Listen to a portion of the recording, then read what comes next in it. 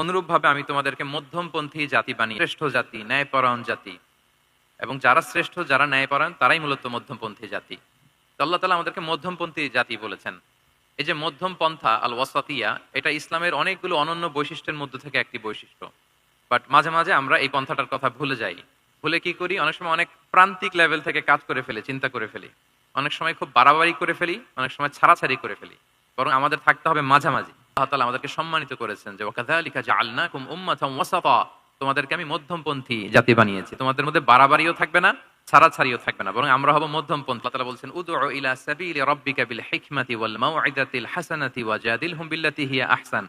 নবী, আপনি লোকদেরকে আল্লাহর পথে ডাকুন বিল হিকমা, প্রজ্ঞার সাথে, সুন্দর সুন্দর উপদেশ সহকারে, এবং কখনো তর্ক বিতর্কে জড়ানো লাগলে সেটা উত্তম ভাবে আপনাকে জড়াতে হবে।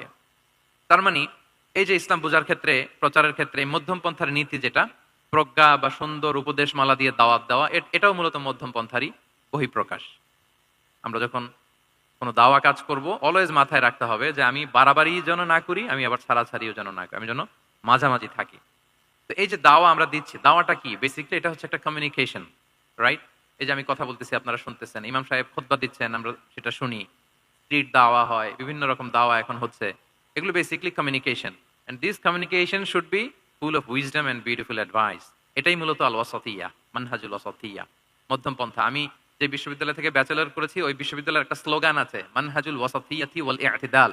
ওনারা মধ্যম পন্থার কথা বলে। তো আমি যেহেতু এই বিশ্ববিদ্যালয় আল আজহারের গ্রাজুয়েট, আমি যেখানেই যাই একটু করে আমি এই আল ওয়াসাতিয়ার কথাটা বলি, প্রিয় ভাই।